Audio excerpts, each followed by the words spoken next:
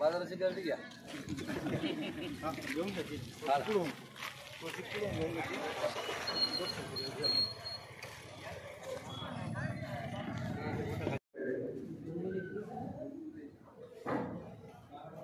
बसून घ्या बस अशा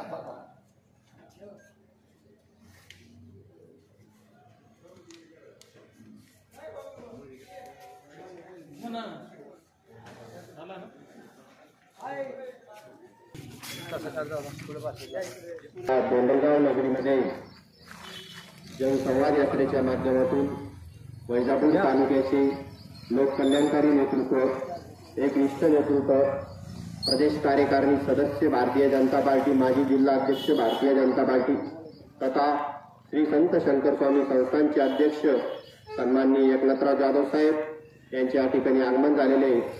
तरी आपल्या गावात आलेल्या पाहुणे मंडळींचं आपल्या गावच्या वतीनं सत्कार करणं हे आपला आद्य कर्तव्य असतं. त्या दृष्टिकोनानं साहेबांचं स्वागत करण्यासाठी मदन चन्ने यांना मी निमंत्रित केले. त्यांनी समोर यायचं आणि साहेबांनी या सत्काराचा स्वीकार करायचा.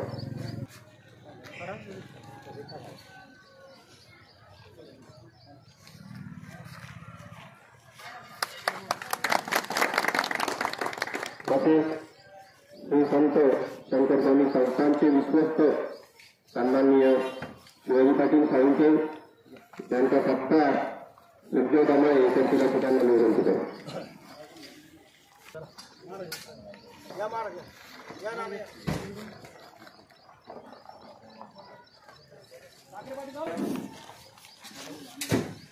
अमनराव जाधव यांचा सत्कार दत्तावरे एकत्रित ठिकाणी निवडून दिले.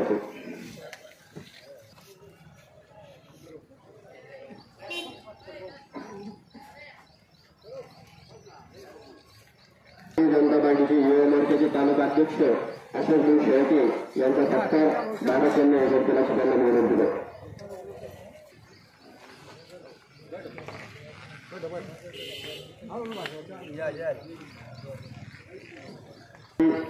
नामदार विक्रम सर यांचा सत्कार बाळासाहेब वाघ एकत्रित ठिकाणी निवडून दिला. प्रवेश करतो आम्ही आधीची 30 वर्ष प्रवेशला भारतीय जनता पार्टीच्या माध्यमातून सन्माननीय एकनाथराव जाधव साहेब यांच्या मार्गदर्शनाखाली तसेच भारतीय जनता पार्टीचे पदाधिकारी यांच्या मार्गदर्शनाखाली आपल्या जनसंवाद यात्रेचा संपूर्ण तालुक्यामध्ये जनसंवाद दौरा चालूच आहे. आजचा शुभारंभ आपल्या कोंडलगाव गावातून झाला. तरी यावर सखोल असे मार्गदर्शन आपल्याला सुव्याख्याते निकम सर करतील अशी त्यांना मी विनंती करतो. शिवाजी पाटील साळुंखे करतील अशी त्यांना मी विनंती करतो.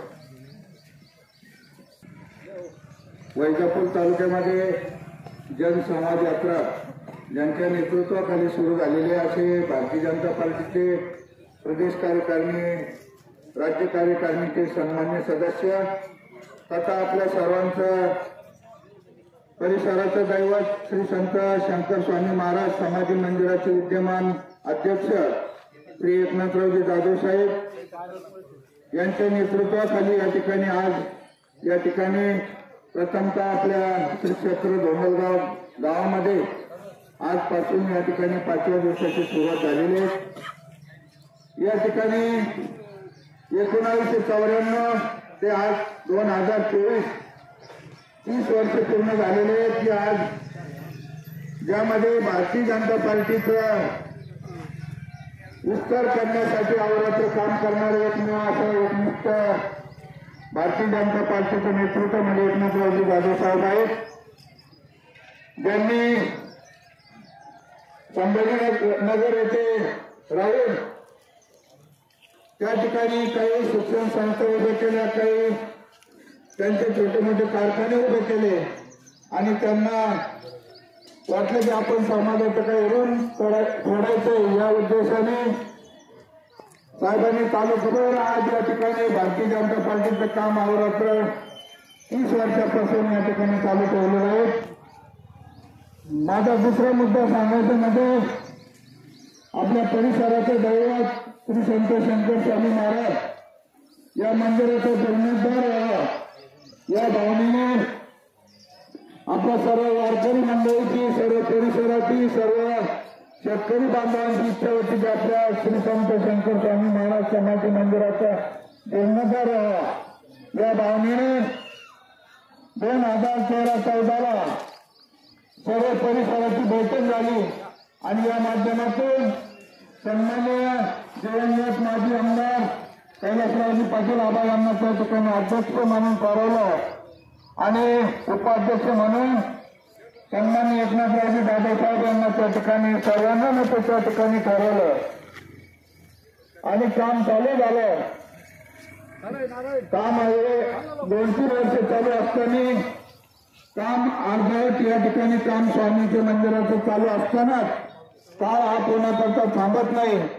मध्यंतरी सन्माननीय माझे आमदार जीवनमुक्त झाले आणि काम थोडंसं ठप्प झालं, परंतु काम आपल्याला पूर्णत्वाकडे येण्याकरता सर्व वारकऱ्यांच्या, परिसराच्या, शेतकरी बांधवांच्या सर्वांच्या भावना ऐकून घेतल्या आणि सर्वांना म्हटलं त्या ठिकाणी सन्माननीय एकनाथरावजी दादासाहेब यांना त्या ठिकाणी अध्यक्षपदाची धुरा सोपवली. साहेबांनी सुद्धा होकार दिला, धर्माच्या कामाकरता जर माझ्या खांद्यावर एखादं काम दिलं असेल तर मी ते पूर्णत्व करून मिळेल, ते सर्वांनी मग त्या ठिकाणी काम करू. आणि आज ताब्यात तुम्ही बघताय सर्व परिसरामध्ये फिरून सन्माननीय एकनाथरावजी दादासाहेबांनी आपल्या श्री संत शंकर स्वामी महाराज समाधी मंदिराचा कळ सुद्धा त्या ठिकाणी पूर्ण केलेला आहे. यामध्ये सर्व भाविक आपण त्या ठिकाणी साक्षीदार आहेत. अनेक मुद्दे आपले दादासाहेबांचे सांगण्यासारखे आहेत.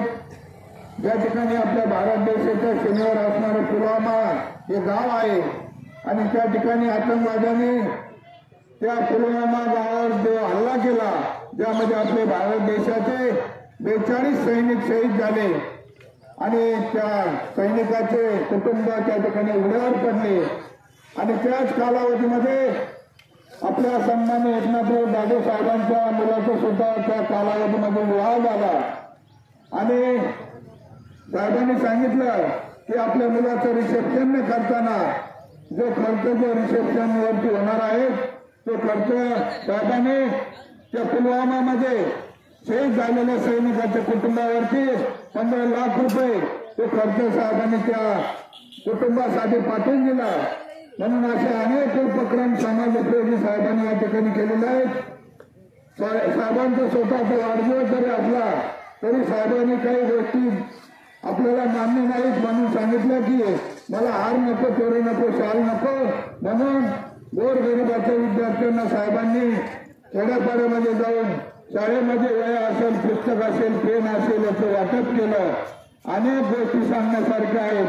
साहेबांनी आपल्या गावात सुद्धा या ठिकाणी कॅम्प लावून विश्राम काढला असेल, अनेक सुविधा या ठिकाणी उपलब्ध करून दिल्या, अनेक आयुष्यमान भारतचे सुद्धा कार्ड या ठिकाणी काढून दिले, अनेक गोष्टी समाजोपयोगी साहेबांनी केल्यात. म्हणून साहेबांनी तर 30 वर्षापासून एकनिष्ठतेचं काम केलं आणि सुद्धा साहेबांना म्हटलं साहेब तुमच्या जीवावरती अनेक या ठिकाणी आमदार झाले, खासदार झाले, परंतु जनतेची सुद्धा इच्छा आहे की तुम्ही एक वेळेस या वैद्यकीय तालुक्याचे आमदार म्हणून दिसले पाहिजे. म्हणून आपण सुद्धा या ठिकाणी आपण सर्व जनतेपर्यंत जाऊ, जनतेशी संवाद साधू आणि त्यांचे विचार विनिमय ऐकून घेऊ या उद्देशाने आज या ठिकाणी श्री क्षेत्र डोंगरगावामध्ये आम्ही सर्व मंडळी या ठिकाणी प्रामुख्याने उपस्थित झालेलो आहोत. म्हणून या ठिकाणी आदरणीय नेते सन्माननीय एकनाथरावजी दादासाहेब या ठिकाणी आपल्याशी संवाद साधण्यासाठी आपल्या श्री क्षेत्र डोंगरगावामध्ये आलेले आहेत. यानंतर मी माझे मनोगत संपवतो. सदस्य सुरेश महाराज आवारे यांचा सत्कार जनपद सरला विनंती करतो. त्यांना विनंती करतो. हरिभक्त सुरेश महाराज वाघ यांचाही सत्कार यादव साहेब त्यांना विनंती करतो. त्यांचा सत्कार पूजन म्हणा प्रकाश महाराज पूजन हरिभक्त पारायण प्रकाश महाराज वाघ यांचं पूजन वैजापूर तालुक्याचे लोककल्याणकारी नेतृत्व सन्माननीय एकनाथरावजी जाधव यांच्या केल्याचं संवाद यात्रेच्या निमित्ताने उपस्थित असलेले आपले मान्यवर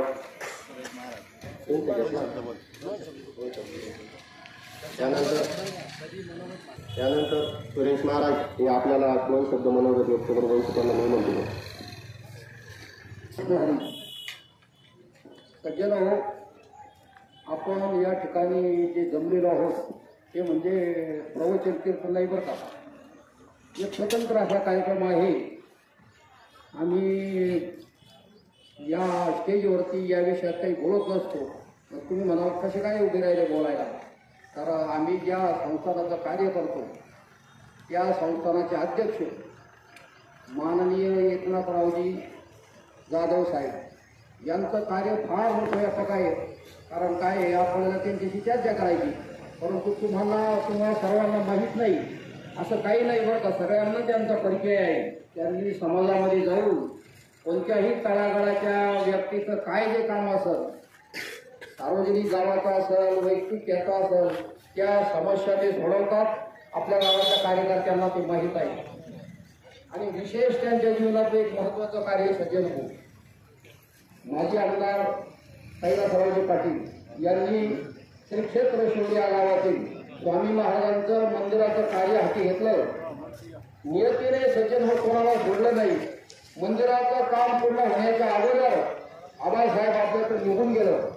तालुक्यातल्या सर्व महाराज मंडळीला मला चिंता पडली की आता या मंदिराचं काम कोण पूर्ण करणार, असं आम्ही सर्व लोकांनी ठरवलं.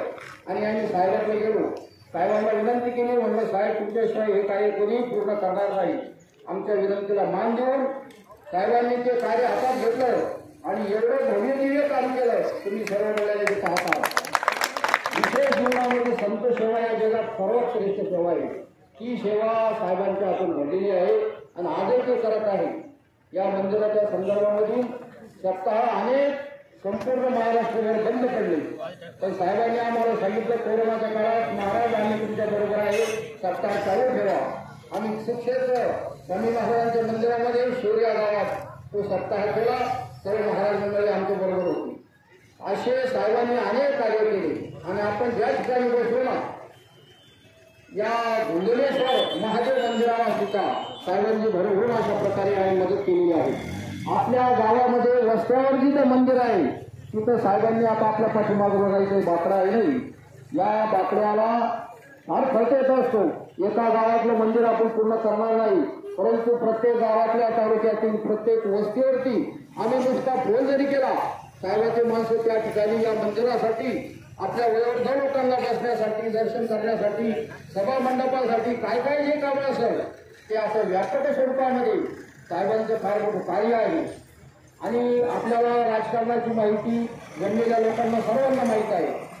सज्जन हो, सत्ता जर शहाण्या माणसाच्या ज्याची दृष्टी व्यापक असती याच्या हातात जर दिली ना, तर मग मात्र आपल्या सामान्य लोकांचा विकास होत असतो. म्हणून आपल्या या तालुक्याला आणि आज अशा प्रकारे अशा व्यक्तिमत्वाची फार गरज आहे. सत्ता पुढे शांत करत असतं, आपल्याला माहीत आहे.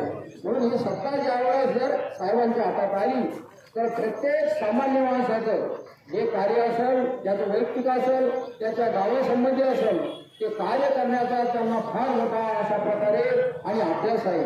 त्यांची त्या बाबतीमध्ये फार अशा प्रकारे कार्य करण्याची पद्धत आम्हाला माहीत आहे. आम्ही संस्थानाच्या संदर्भातून त्यांच्याबरोबर नेहमी असतो. प्रत्येक सामान्य माणूस असेल, त्याचं काय असेल म्हणणं ते समजून घेतात पद्धतशीर आणि सेवा करतात. म्हणून ही जी काही सत्ता असते राजकीय, या सत्तेवरती तालुक्याचा सर्वांगीण विकास असतो. त्या सर्वांगीण विकासासाठी तुम्ही सर्वांनी अशा प्रकारे त्यांना सहकार्य करावं. भगवान त्यांना त्या संदर्भामध्ये अशा प्रकारे शक्ती देवो आणि त्यांच्या मनोकामना ज्या आहेत या तालुक्याचा विकास करायचा त्या पूर्ण करो अशी ईश्वरचरणी प्रार्थना करतो. आणि संपूर्ण भजनी मंडळ तालुक्यातली महाराज मंडळी यांच्या तर्फे एकदा धन्यवाद देऊन आणि मनोगत माझं मी पूर्ण करतो. रामकृष्ण.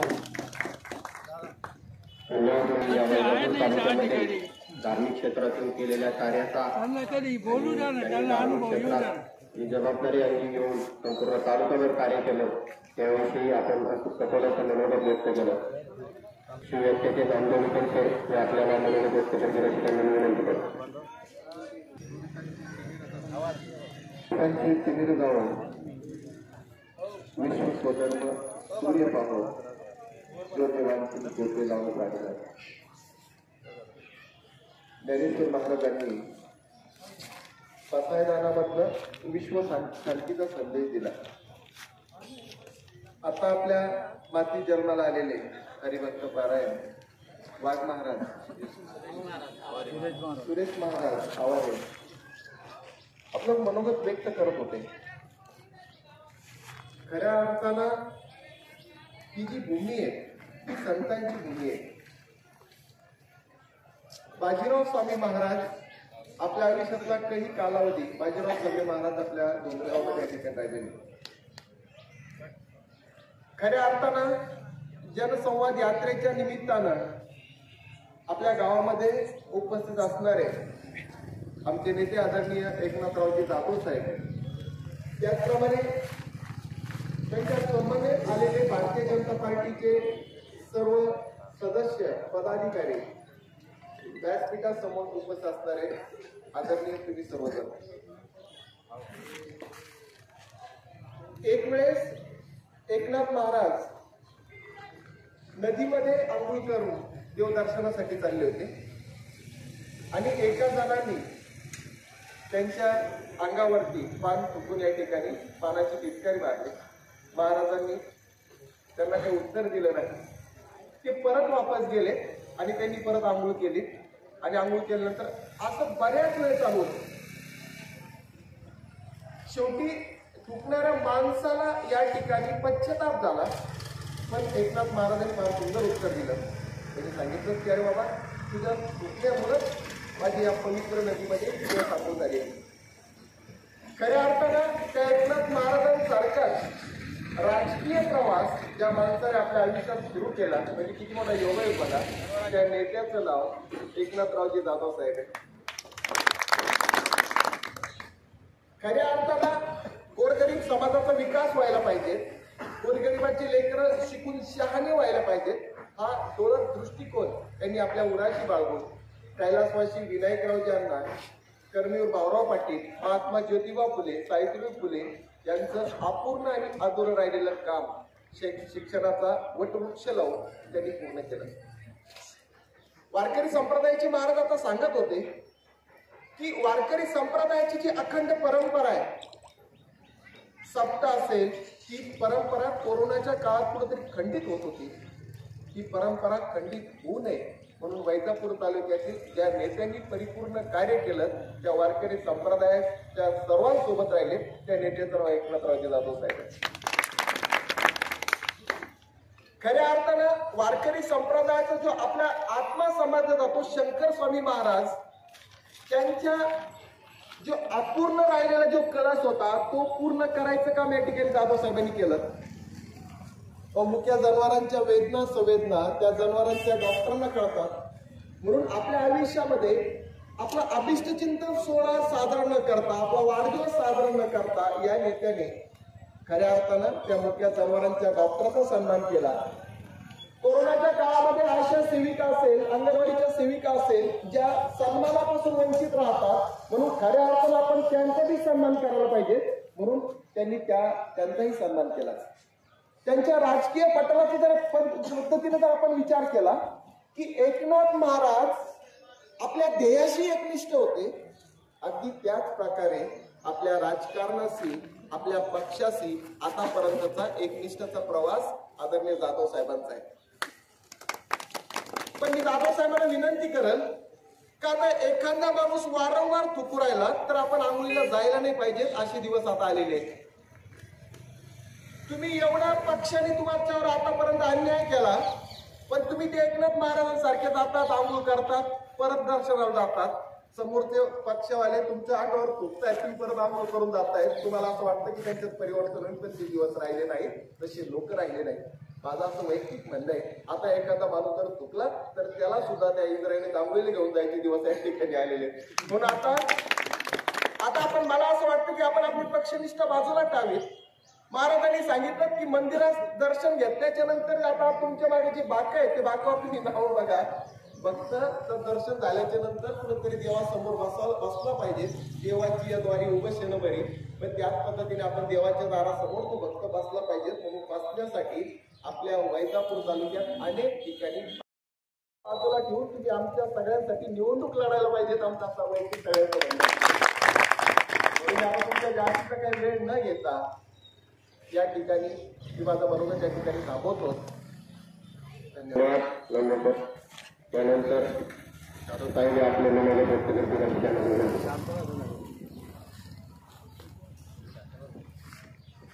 भाषणाला तरी या पुढे आज या समाज यात्रेच्या निमित्ताने आपल्या गुंजलगावमध्ये मी आपल्यासोबत खऱ्या अर्थाने या ठिकाणी संवाद साधण्यासाठी आलेलो आहे. खरं तर या संवादाचा विषय असा आहे की केंद्र आणि राज्य सरकारच्या अनेक योजना आहेत. ज्या योजना ज्यांच्यासाठी आहेत, ज्या योजना ज्यांच्यासाठी आहेत, म्हणजे केंद्र आणि राज्याने आपल्या देशातील, आपल्या राज्यातील, आपल्या गावातील अत्यंत गोरगरीब माणूस जो शेतकरी आहे, कष्टकरी आहे, शेतमजूर आहे, आदिवासी आहे, दलित आहे, अल्पसंख्याक आहे, आपला सगळ्या शेवटचा माणूस कुटुंबातला, या माणसाचा आर्थिक विकास करण्यासाठी ज्या योजना सरकार शासनाने सुरू केल्या त्या खऱ्या अर्थाने तुमच्यापर्यंत येतात का? तर त्या येत असतील तर तुम्ही समाधानी आहात का त्याबद्दल, किंवा त्या तुम्हाला लाभ मिळवण्यासाठी त्यामध्ये काही अडचण आहे? अशा पद्धतीचा विचारविनिमय तुमच्यासोबत करून त्याचा एक अहवाल आपण राज्य सरकारला दाखल करावा अशी जबाबदारी खरं तर आमच्याकडे आहे. परंतु हे काम करत असताना मी जर तुमच्याकडे आत्ता विचारलं काय अडचण आहे तर तुम्हाला आता सध्या लगेच काही सांगता नाही आणि गाला लिहून द्यायचं म्हणजे थोडीफार अडचण येऊ शकते. त्यापेक्षा आता मी मळ्यातच राहतो गेल्या 1 वर्षापासून. केव्हाही माझ्याकडे येऊन तुम्ही अर्ज दिला सांगितलंय किंवा इथं संत भाऊ आहे, धर्माजी आहे, आपले बाळासाहेब आहे, अजून आपले दुसरे संत भाऊ आहे आमचे, किंवा आमचे विपिन साडे येत नाहीये, या सगळ्या मंडळीशी बोलून जरी तुम्ही त्याला तरी त्याच्यावर आपल्याला मार्ग निश्चित करावता येईल. समाधानी असेल तर आपण वर कळू बाबा आमचे लोक समाधानी, बरोबर आहे. आणि एखादी गोष्ट जेव्हा आपण करतो त्यावेळेस त्याच्याबद्दल लोकांमध्ये काय आहे हे तरी समजायला पाहिजे ना. त्यामुळे तो एक उद्देश होता. आणि दुसरा हे करत असताना आता समोर आपली यात्रा आहेच पुढची 2024. मी म्हटलं बा तेरे खत्ते मेरा सलाम, हे पण आपण करून बघू. जाता तर सगळ्याशी बोलू, काही आपल्याला करता येण्यासारखं आहे की नाही त्या दृष्टीने खरं तर मी आपल्या सगळ्यापर्यंत या ठिकाणी आलेलो आहे.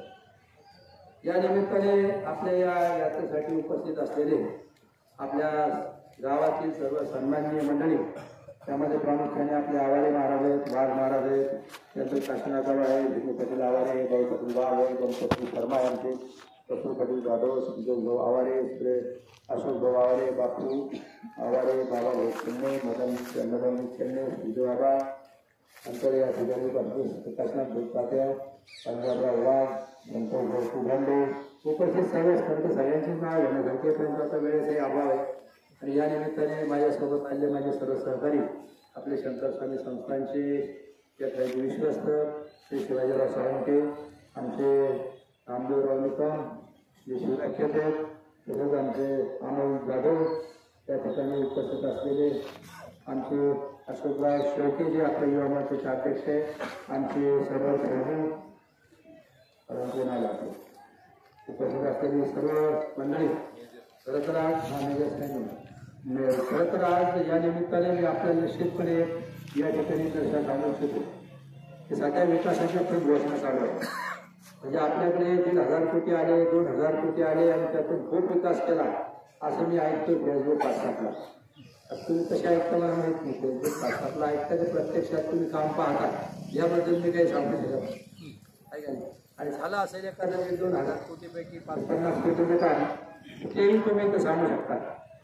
आणि हे म्हणतात एवढ्यामध्ये आम्ही खूप विकास केला. खरं तर विकासाची व्याख्या काय आहे हे माझ्या मते ह्या आपल्या राजकीय पदाधिकाऱ्यांना समजलेच नाही. आमच्या मते शाश्वत विकासची व्याख्या वेगळी आणि त्यांच्या मते विकासाची व्याख्या वेगळी. आम्हाला असं वाटतं की जे आमच्या भारतीय जनता पार्टीचं उद्दिष्ट आहे की या तळागाळातल्या माणसाची आर्थिक उन्नती व्हावी, समाजामध्ये जोपर्यंत एखाद्या घरामध्ये समृद्धी येत नाही तोपर्यंत आपण विकास झाला असं म्हणत नाही. मग त्यामध्ये जर गावामध्ये 10-5 कुटुंबाची आर्थिक प्रगती झाली, समाधानकारकरित्या ते गाव ते घर त्या ठिकाणी आपलं जीवन जगायला लागलं आणि पुढे मग तरच आपण त्या आपण त्या गावाचा विकास झाला किंवा मग त्या तालुक्याचा विकास झाला असं म्हणू शकतो. 4-2 माणसाचा विकास होणं म्हणजे गावाचा विकास होणं म्हणजे तालुक्याचा विकास होणार असं मला वाटत नाही. बरोबर आहे.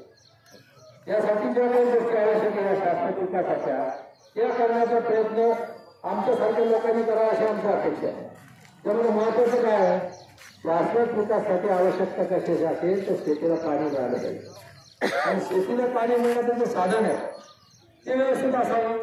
जसं आपल्याकडे टाके धरणाचा कॅनल इथे येतो, त्याचं पुढचं लाईनिंगचं काम आपल्याला राहिल्यामुळे पाणी मागत जाऊन जातो, दोन्ही पाणी देत नाही, याचा उपयोग होत नाही. जर अशा कामामध्ये लक्ष दिलं आणि पुढे त्याच्यामध्ये 2-5 कोटी रुपये जे लागतात ते खर्च केले तर मला ते 1500 कोटी 1,500 कोटीचं 2,000 कोटीचा काय उपयोग होईल आहे का नाही. पण ते न करता वेगळ्याच कामात पैसे कशात चालले बरोबर. पण अशा प्रकारचे प्रकल्पाच्या माध्यमातून आपण शेतीला पाणी उपलब्ध करून देऊ शकतो आणि मग या पाण्याच्या माध्यमातून शेतकरी कष्ट करून बिचारा राबून बरोबर आपल्या त्या ठिकाणी उत्पन्न काढू शकतो. आपल्या तालुक्यामध्ये पाण्याच्या सुविधेसाठी स्वर्गीय रामकृष्ण बाबांनी चांगली योजना आणली होती. त्यामुळे त्यांचा उद्देश खूप चांगला होता की बाबा आपण जर ही योजना गोदावरी उपसा जल सिंचन योजना केली तर त्या माध्यमातून त्या परिसरातले 17-18 गावं हे सुजलाम सुफलाम होतील आणि सुरक्षित झाले. पण पहिले मला वाटतं 2-5 वर्ष अतिशय पाणी उपलब्ध झालं, त्या भागात एकदम सुबत्ता आली. कशामुळे आली? पाण्यामुळे आली. बरोबर आहे. शेती चांगलं करायला लागली, पाण्यामुळे सुबत्ता आली. दुर्दैवाने ठीक आहे काय केलं राजकारण झालं, लोकांनी काय म्हणलं घातला की समजा त्या ठिकाणची योजना बंद पडली. तर आता माझं असं म्हणणं होतं की बाबा ही योजनेला पुन्हा 10-20-25 कोटी रुपये दिले ती पुन्हा चालू आहे पण त्याच्याकडे कोणाचं लक्ष द्यायला येईल. खरं तर मागच्या 14 ते 19 भारतीय जनता पार्टीचे मुख्यमंत्री होते आपले देवेंद्र फडणवीस साहेब. आम्ही त्यावेळेस हरिभाऊ बागडे नावाच्या माध्यमातून त्यांच्यापर्यंत गेलो आणि त्यांना हा विषय मांडला की बाबा ही जर योजना चालू झाली तर 17-18 गावात सुजलाम होतील, पाण्याच्या पिण्याचा प्रश्न मिळेल आणि टँकरचा खर्च थांबेल. आता टँकरला खर्च होतो ना आपल्या सध्या आणि टँकरचा खर्च म्हणजे त्याच्यात न बोललेलं होतं पुढे जातो पुढे राहतो. त्यामुळे बाबा अशा योजनेला काहीतरी तुम्ही त्या ठिकाणी निधी उपलब्ध करून द्या. त्या 6 कोटी रुपये आपल्या सरकारने उपलब्ध करून दिले. आपण ती सगळी योजना दुरुस्त केली आणि महालगावपर्यंत पाणी काढलं. महालगावला पाणी आल्यानंतर पुढे निवडणुका झाल्या त्याच काळामध्ये पुन्हा आमदार साहेब युतीमध्ये निवडून आले. आम्ही पण भरपूर त्यांना त्या ठिकाणी मदत केली आणि त्यांच्याकडे प्रस्ताव मांडला की आता बघा मागच्या काळात आपण 6 कोटी दिले, तुम्ही अजून जर 15-20 कोटी आणले तर या सगळ्या योजनेच्या माध्यमातून या शेतकऱ्याला पाणी मिळेल आणि जर का पाणी मिळालं, ऊसाची लागवड झाली, पिकं काढले तर यातून हे आपल्या सातबाऱ्याचा कर्जाचा बोजा हळूहळू सुरू टाकतो. परंतु ते म्हणले हे कशाला करायचं, सध्या आपण कर्जमुक्ती करून टाकतो. म्हणलं मग कर्जमुक्ती करा, आपलं काही म्हणणं नाही, काहीतरी करा.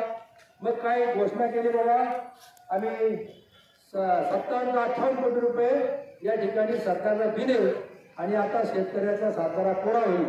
त्याला झाले 2 महिने. आता आली निवडणूक, आज तुमचं काही सातबारा कोरा झालेलं दिसत नाही. त्याला विचारायला लागत जाऊन मला तर काही दिसतं नाही, मी पाहतो कॉम्प्युटरवर कोणा सातबारा कोरा झाला पण काही त्याच्यामध्ये झालेलं नाही. अशी यांची काम करण्याची पद्धत आहे. खरं तर शाश्वत विकासासाठी अत्यंत महत्वाचा घटक असलेलं शिक्षण, बरोबर आहे का नाही. आता तुमच्याच घरातला काही चांगला शिकून जर मुलगा गेला असेल तर घरामध्ये आर्थिक सुबत्ता झाली का नाही, 2 पैसे आले का नाही, कोणाच्याही घरातला एखादा मुलगा सांगावा. आणि मुलगी जर शिकून पुढे गेली, नोकरी लागेल, दोन्ही घरामध्ये फायदा होतो. हे खरं आहे होतं की नाही, त्याचा उपयोग होतो ना. म्हणून शिक्षण हा सुद्धा एक शाश्वत विकासाचा अत्यंत महत्वाचा भाग आहे. मग अशा उच्च शिक्षणाच्या सोयी उपलब्ध करण्यासाठी या सत्ताधाऱ्यांनी काहीतरी करावं, याला आम्ही शाश्वत विकासाचा मार्ग म्हणतो. तिसरा विषय या शाश्वत विकासाच्या दृष्टीने महत्वाचं काय आहे तर आपल्या तालुक्यामध्ये मोठे उद्योग उभे राहायला पाहिजे. मोठे उद्योग कशातून उभे राहू शकतात, एक तर आपली ही MIDC आहे, तुम्हाला माहिती आहे आपले रोटेगाव MIDC बऱ्याच दिवसाचं भिजत घोंगडे हा कित्येक दिवसाचं पडलं. अरे म्हणजे तर अडचण काय आहे त्यामुळे शेतकरी काम करत होते. या उदयराव आमचे उदय सोनवणे माझी युवा मोर्चाचे अध्यक्ष सभापती आपले पंचायत काय मार्केट कमिटीचे संचालक पण राहिले. आमचे राजेंद्र बाबू हे पण भाजपचे उपाध्यक्ष आहेत. एवढं अडचण काय त्यांनी शेतकरी काम करू येत नाही. म्हणजे का करत नाही लोकांना योग्य भाव मिळाला नाही म्हटलं तर त्यांची काय शकत. इकडे 25 लाख रुपये एकर 30 लाख रुपये कर्ज झाले काही ठिकाणी 50 लाख रुपये कर्ज लागले. मग या शेतकऱ्याला 20-25 लाख रुपये कर्ज तुमचं काय लागणार किती आहे 200 कोटी रुपये. अहो बाहेर तर 2000 कोटी थांबवले तुम्ही गप्पा मारला 2,000 कोटीच्या इथं 200 कोटी रुपये दिले या शेतकऱ्याचा प्रश्न मिटेल. तिथं ती MIDC सुरू होईल आणि मग MIDC मध्ये जर काही उद्योग आले तर त्या उद्योगाच्या माध्यमातून आपल्या शेतकऱ्याच्या मुलाला त्या ठिकाणी रोजगार उपलब्ध होईल. पुन्हा आर्थिक सुबत्ता आपल्या घरात येऊ शकते आणि खऱ्या अर्थाने तो शाश्वत विकासाचा मार्ग त्या ठिकाणी मोकळा होईल. परंतु दुर्दैवाने अशा गोष्टीकडे लक्ष द्यायला आपल्या सत्ताधाऱ्याने वेळ नाही.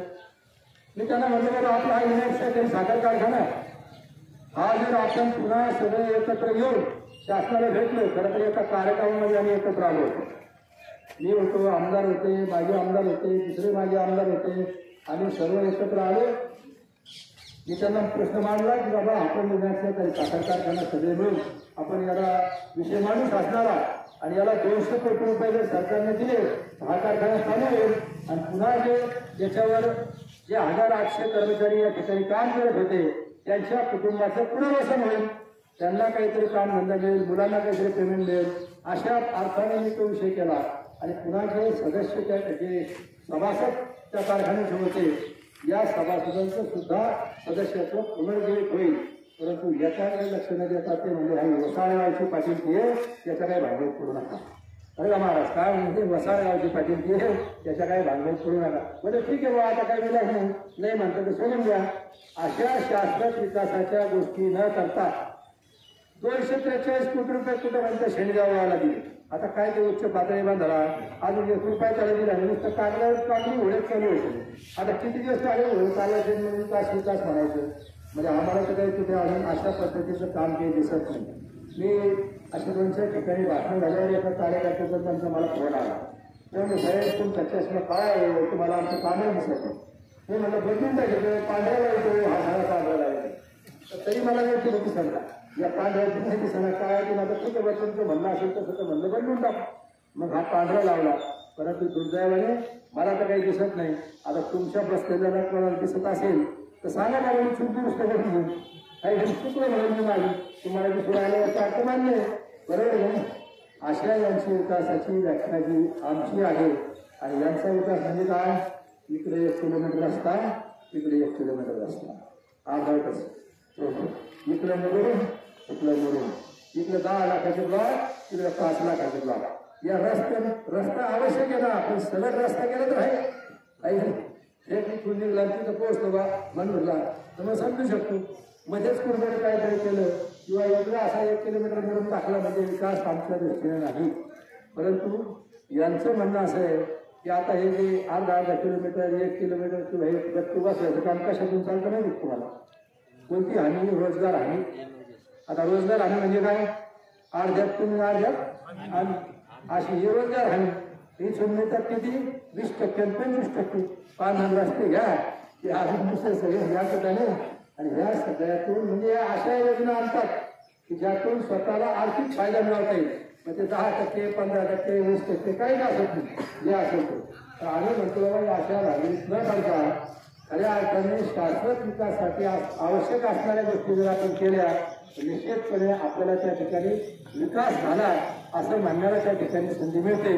म्हणून मी आपल्याला विनंती करतो की हे कामं करायची जरी आमची इच्छा असली म्हणजे कामं करण्याचं साधन काय आता महाराजांनी करून गेले आता बघा आमची काही इच्छा आहे करायचं सगळं पण हे साधन काय हे काम करण्यासाठी जे सत्ता आणि साधन म्हणून वापर करतो हे सत्ता जे आहे याला आम्ही साधन म्हणून वापरतो आणि ही मंडळी याला साधन स्वतःचा विकास करण्यासाठी साधन म्हणून वापरतात. जाऊ तिकडे काही पाहू नका असं करत करत या लोकांनी नारायण आपल्या तालुक्यात विकासात्मक धोरणात्मक करण्यासाठी जे साधन आहे ते साधनाचं जर उपलब्ध घेण्यासाठी आम्ही तुमच्यापर्यंत आलेलो आहे. आमची इच्छा असली तरी साधना अभावाने ते करू शकत नाही. पण ज्यांच्या हातात ते साधन आहे त्यांची करायची इच्छा नाही. म्हणून आपल्याला विनंती आहे, आता पुढे काय होईल माहिती नाही, पण जर मी पुन्हा तुमच्याकडे ह्या निमित्ताने आलो, आता पुढे निवडणूक आहेच, या निमित्ताने मी तुमच्यापर्यंत जर पुन्हा एकदा आलो तर तुम्ही सगळे सहकार्य करा अशी विनंती करतो. तर तुमची इच्छा असेल तर तुम्ही सगळ्यांनी काळा वाजवलं म्हणजे बरोबर सोडायला पाहिजे. तुम्ही सगळ्यांनी काळा वाजवलं म्हणजे आहे सगळ्यांची इच्छा असं मी समजतो. आणि पुन्हा आपल्याकडे प्रयत्न आपले आता काही काळजी करू नका. आम्हाला आम्ही खूप कामं करायची जागा. आता आपल्याला सगळं झाले असेल, आपल्याला काही तिकडे पाहिजे गरज नाही. सगळे मुलं करून घेऊ लागले. आपल्या जनसेवाचं घेतलेलं व्रत आपण 30 वर्षापासून घेतलेले, त्या अजून 10-15 वर्ष चांगल्या रीतीने करू. उरलेलं आयुष्य चांगल्या कामात लावायला पाहिजे. अशा अर्थाने खरं तर महाराजांनी या सगळ्या याच्यात पडलो. नाही तर काही नाही, 20 रिटायर झाले. आता मस्त शहरात राहिलं असतं, पण नको म्हणलं लागलं जाऊ लोकांमध्ये काहीतरी करू. नाही तर जन्माला आला ह्याला पाणी भरता या त्याच्यापेक्षा एवढी संधी नंतर मीच येणार तोपर्यंत कुठपर्यंत हिंडत जातं सांगा. त्यामुळे एवढीच यासाठी तुम्ही मला सहकार्य करावं एवढं सांगायला मी या ठिकाणी आलो. आपण बाजारचे दिवस असताना देखील या ठिकाणी एवढ्या संख्येने उपस्थित झालाय, त्याबद्दल मी सगळ्यांना खूप या ठिकाणचे आभार मानतो, धन्यवाद देतो, तुमचं अभिनंदन देखील करतो. जय हिंद, जय महाराष्ट्र. धन्यवाद.